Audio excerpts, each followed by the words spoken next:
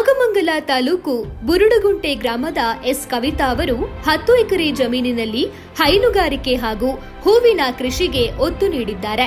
ಇದಲ್ಲದೆ ಔಷಧೀಯ ಗಿಡಗಳು, ಅರಣ್ಯ ಬೆಳೆಗಳು, ಹಣ್ಣಿನ ಗಿಡಗಳು, ದ್ವಿದಳ ಧಾನ್ಯ ಬೆಳೆಯುತ್ತಿದ್ದಾರೆ. ಜೇನು ಹಾಗೂ ನಾಟಿಕೋಳಿ ಸಾಕಾಣೆಯಲ್ಲೂ ತಮ್ಮನ್ನು ತೊಡಗಿಸಿಕೊಂಡಿದ್ದಾರೆ. ನುಗ್ಗೆಕಾಯಿ ಬೆಳೆಯುವ ಇವರು ಅದರ ಬೀಜವನ್ನೂ ಮಾರಾಟ ಮಾಡ್ತಾ ಇದ್ದಾರೆ.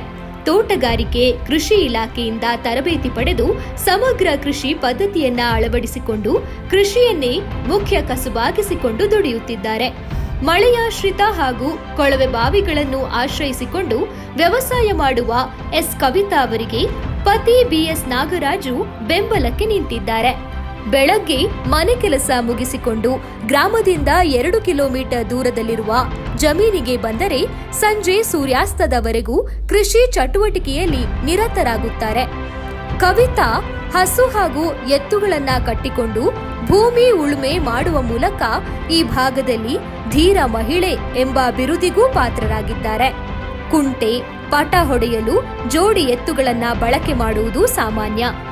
ಆದರೆ ಕವಿತಾ ಬೆಳೆಗಳು ಹಾಳಾಗದಂತೆ ಒಂಟಿ ಎತ್ತು ಅಥವಾ ಹಸುವಿನಲ್ಲಿ ಕುಂಟೆ ಹಾಗೂ ಪಟಗಳನ್ನು ಹೊಡೆಯುತ್ತಾರೆ.